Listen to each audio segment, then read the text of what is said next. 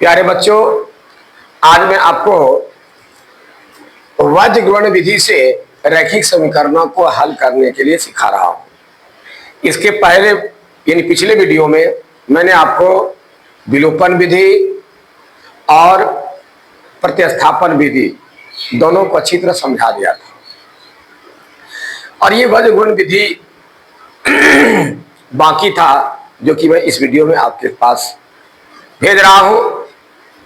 आप शुरू से अंत तक वीडियो को अच्छी तरह से देखेंगे, तब आपको सही सही समझ में आएगा। यदि बीच में आप इसको ऑफ कर देंगे या थोड़ा देख करके छोड़ देंगे तो समझ में नहीं आएगी। तो प्यारे बच्चों, ध्यान से देखें। सबसे पहले वज्र गुणन, वज्र मतलब कठोर, गुणा का एक कठोर विधि है।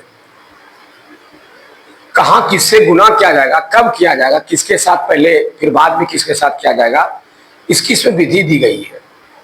सबसे पहले समीकरण में यह जाने कि इसका व्यापक रूप क्या होता है। व्यापक रूप होता है ax plus a1 b1 y बराबर c1। उसके बाद होता है a2x प्लस b2y बराबर c2।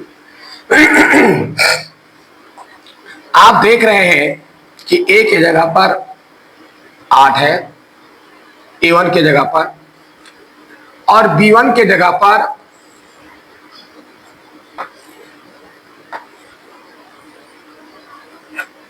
b1 के जगह पर -3 है और c1 के जगह पर 2 है।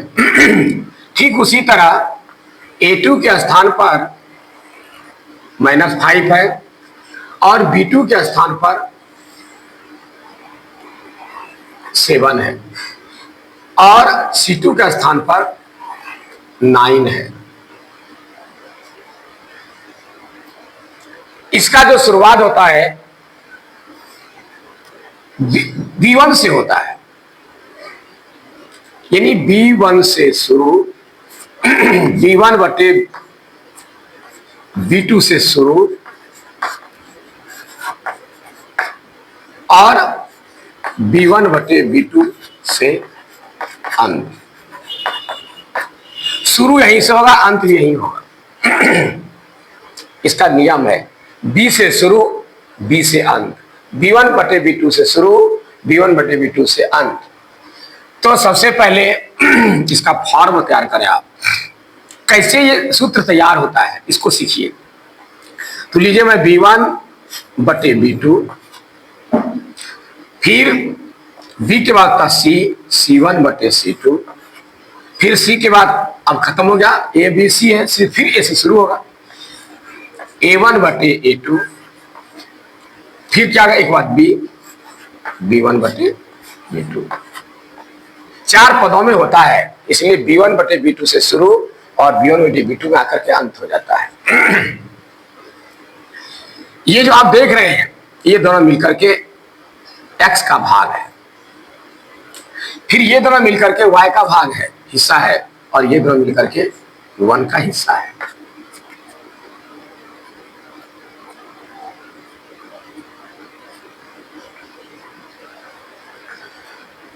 आप लोग दुर्गा पूजा में दुर्गा की मूर्ति को देखे होंगे। उसमें देवी दुर्गा ने राक्षसों को मारने के लिए देवी का रूप धारण किया। राक्षस लोग अलग अलग रूप धारण करके परेशान कर रहे थे लोगों को। दुर्गा माँ ने जब राक्षसों को का विनाश करना शुरू किया तो सबसे पहले वो भैंसा के रूप में थे।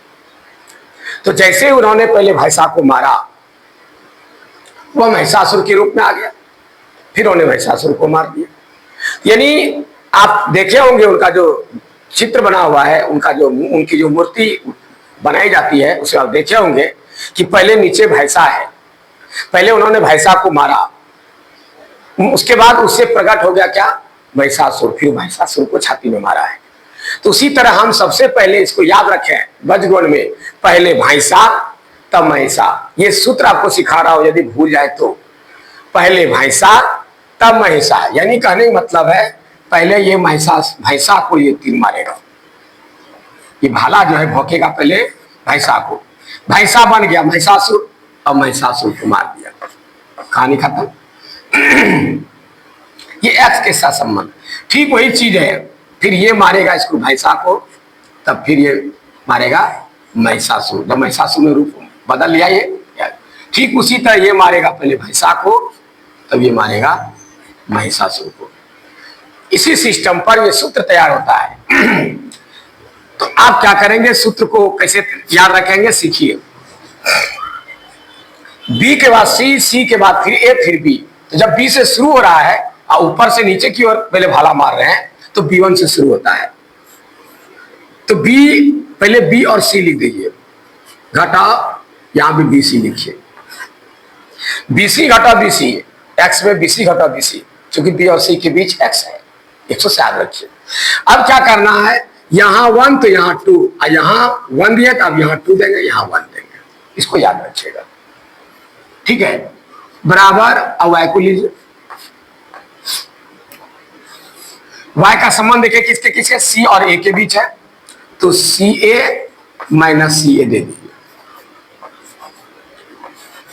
अब यहां दीजिए 1, यहां दीजिए 2, और यहां अब C में A दिया 1 दिया था, यहां C में 2 दे दो, और A में 2 दिया था, A में 1 दे दो। अब एक बचा है 1 1 बटे, ये 1 A और B के बीच होता है, A भी लिखिए, फिर माइनस A भी, याद रखिएगा सब माइनस का ही प्रयोग होता है, A भी लिख दीजिए। अब यहाँ A 1 से जब भी शुरू किया है, सब में 1 से शुरू किया है, 1 है, यहाँ 2 होगा। अब यहाँ 1 दिया तो यहाँ 2 दो, यहाँ 1 हो जाएगा। ये बराबर के साथ हो, ये इसके साथ बराबर हो। ये चीज को हम एक बार x के साथ लेंगे, एक बार y के साथ लेंगे, ये दोनों का है, इसका भी और इसका भी है। लेकिन इसमें नियम है, यदि आपका समीकरण बराबर के उस पार में हो,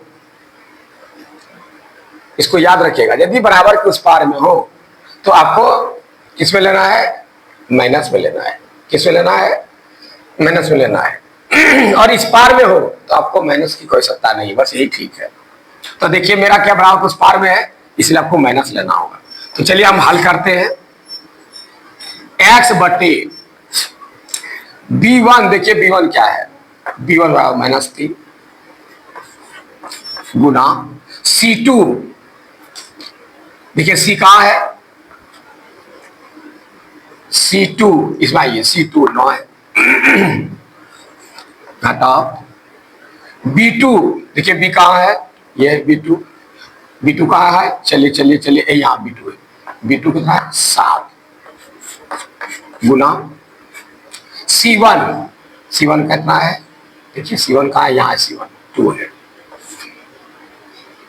बराबर इसको दीजिए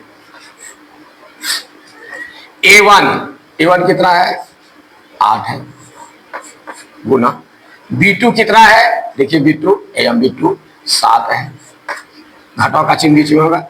A2 अब देखिए क्या है, A2 -5 है, अब ब्रैकेट दीजिए, डबल चिन्ह है, -5 गुना B1 कितना है, देखिए ये B1 है -3। अब देखिए इसको हल कीजिए, 9 किया 27, -27 हुआ, या -7 गुना 14 हुआ, बराबर 1/8 सके 56, और ये 5 दिया 15, -10 प्लस तो -15। अब इसको क्या हुआ, ये x बटे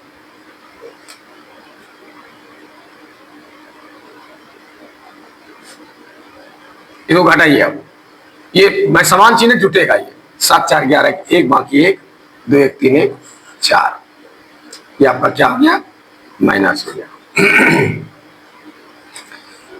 और यहां क्या होगा, बराबर 1 बटे 1 प्लस 1 घटाओ किया जाएगा, 6 में 5 गया 1, अब 5 में गया 4। अब देखिए मैंने कहा था कि यदि बराबर के इस पार में रहे तो माइनस होगा, इस पार में रहे तो माइनस नहीं होगा। फिर से समझिए, यदि बराबर के इस पार में होगा तो माइनस होगा, नहीं रहेगा तो माइनस नहीं होगा। तो ये इस पार में है, क्योंकि बराबर से जब इस पार से उस पार करते हैं तो चिन्ह बदल जाता है। तो सूत्र में है a x plus b y plus c बराबर 0, ये है सूत्र आपका। फिर है a two x plus b two y plus c two बराबर 0। जब इसको उस पार करेगा स्वाभाविक प्लस जाके बदल जाएगा माइनस में, तो इस पार चला आया है इसलिए यहां क्या लगेगा, माइनस लगेगा। क्या होगा यहां, माइनस। अब देखिए क्या आता है, यहां माइनस है, एक ही चिन्ह रहने पर नीचे नीचे कटता है। 41 का 41 माइनस 1, 41 का 41 ये हो गया। अब x का x बराबर माइनस माइनस प्लस 1, ये आपका x का मान निकल गया। देखिए मैंने क्या किया, पहले ध्यान से देखना है। मैंने क्या कहा, पहले b से शुरू होता है तो BC माइनस BC पहले लिख लिया, BC माइनस BC। यहां एक तो यहां 2, यहां 1 दिया तब यहां 2 देना है, 2 दिया तो 1 दिया, उल्टा करना है इसका। फिर C और A के साथ संबंध है, CA माइनस CA लिख दीजिए। यहां 1 2, फिर यहां 2 1 उल्टा कर दीजिए। फिर आपका A और B के बीच 1 का संबंध है, तो क्या करेंगे, 1 बटे AB के संबंध है, AB घटाओ AB, 1 2 2 1 1 2 2 1 उल्टा कर दीजिए। और सबका मान यहां दिया हुआ है, आप इसको लिख लें पहले। A बराबर 1 क्या है, B1 क्या है, C1 क्या है, A2 क्या है, B2 क्या, C2 सब लिख लें यहां, और माइनस सहित लिखें, और एक एक करके इसका मान बैठा दें, हल करें। एक बार इसके साथ इसको ले, पुनः फिर इसको इसके साथ लेना है। तो जब मैंने लिया तो अंक बैठाने के बाद यह हल किया। माइनस प्लस पर ध्यान रखिएगा, इसमें जरा सा माइनस प्लस कहीं भी मिस करेंगे हिसाब गड़बड़ हो जाएगा। एक बार हिसाब उतारने के समय चेक कर ले, बनाने के बाद एक बार हिसाब चेक कर ले, हो सकता है कहीं मिस कर गया हो, लिखने में, जोड़ घटाओ माइनस प्लस करने में आपका सुधार हो जाएगा। इस तरीके से हमने देखा x का मान 1 निकल गया। चलिए अब देखिए दूसरा फॉर्म क्या है।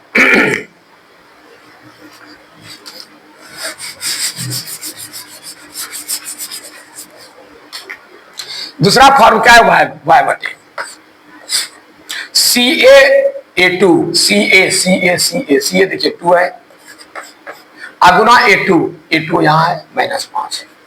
चलिए उसके बाद क्या, माइनस C2 कहां है, 9 है, इंटू A1 कहां, यहां 8 है, बराबर इसे क्या होगा, माइनस होगा, चूंकि बराबर उस पार में है, -1 बटे क्या होगा।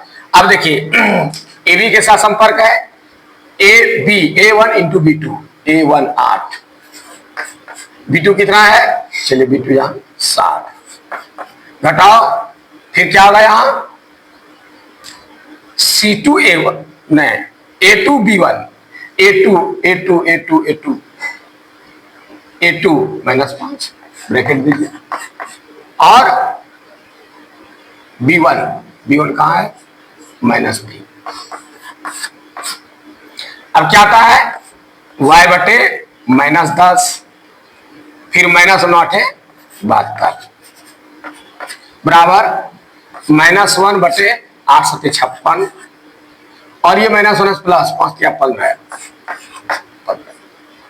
अब देखिए घटा कितना होता है, यहां क्या होगा, y बटे समान चिन्ह में जुटता है, कितना होगा 82 हुआ, समान चिन्ह में प्लस होता है, जुड़िए, बराबर -1 बटे घटाइए इसमें, 6 में 5 गया 1, अब 5 में 1 गया 4, 41 का 41 गुना 82 -2 हुआ।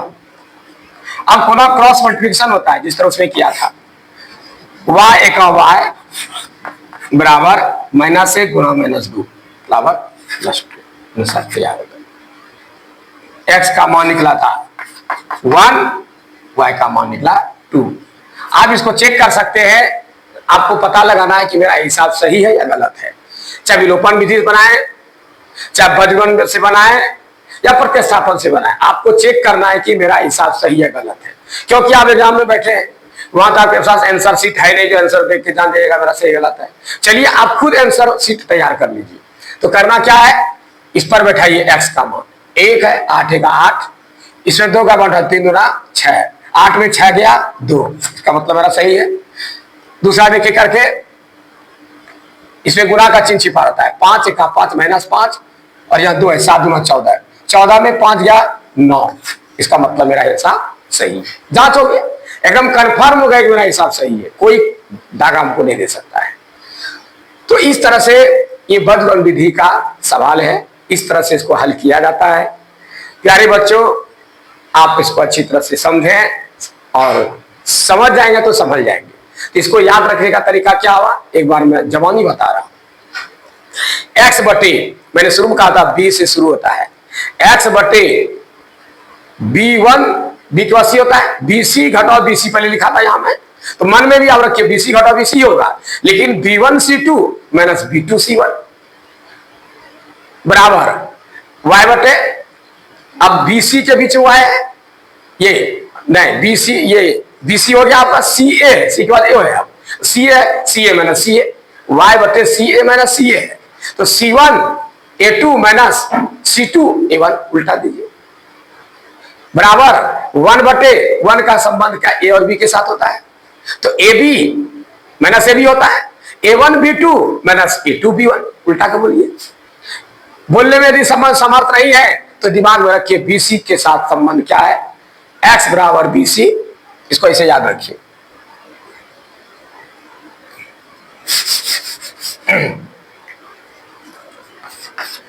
X BC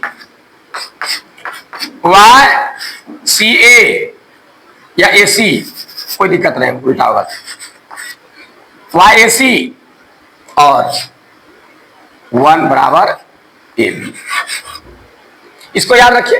क्योंकि आप कहिए सर ये क्या क्या कर दिया आप, AC या CA तो AC, ठीक है ना, तो AC को उल्टा के ही लिखिए, उसमें फंस जाएंगे आप। CA BC CA AB, X के में BC का संबंध है, Y में CA का और 1 में AB का, तो करना क्या है, X बटे BC घटाओ BC लिख दीजिए, और इसमें 1 1 2 2 1 1 2 2 1 उल्टा दीजिए, फिर यहां 1 2 2 1, तो X बटे BC घटाओ BC लिख करके BC B1 C2 उस पर उल्टा दीजिए B2 C1, फिर Y में बराबर देखो, Y में Y का संबंध CA से है, CA माइनस CA लिख दीजिए, C1 A2 minus C2 A1, फिर माइनस बार बता दिया हूं, यदि ये हिसाब बराबर के इस पार में यदि 2 रहे, ये 9 इस पार में रहे, तो आपको माइनस नहीं देना है। जब देखिए बराबर के इस पार में C है, बराबर दे करके 9 है, बराबर देके 2 है, C यदि इस पार में हो C1 C2, तो आपको -1 लिखना ही होगा, नहीं तो हिसाब आपका गलत हो जाएगा। तो -1 या 1 जो भी है उसके साथ AB का संबंध है, तो AB घटाओ AB, A1 B2 minus A2 B1। तो फिर से एक बार अंतिम बार बता रहा हूं, X बटे BC minus BC B1 C2 minus B2 C1, फिर Y बराबर Y बटे CA है, CA minus CA C1 A2 minus C2 A1, फिर बराबर -1 या 1 जो है बटे AB के साथ संबंध है, AB घटाओ AB या AB minus AB A1 B2 minus A2 B1। इसी तरह दिमाग में फरमा रखिए, कभी नहीं भूलेंगे, याद रखिए X BC Y CA और 1 AB, इस दिमाग में लोड कर लीजिए। BC B से शुरू, B से अंत, इसी पर उठा लीजिए, जब B से शुरू हुआ तो B के बाद C है, X का संबंध BC minus BC B1 C2 minus B2 C1, फिर Y का संबंध CA हुआ C1 A2 minus C2 A1 Y बटे, और उधर लास्ट में फिर C के बाद क्या, फिर A से शुरू था AB हो जाएगा, फिर AB minus AB A1 B2 minus A2 B1।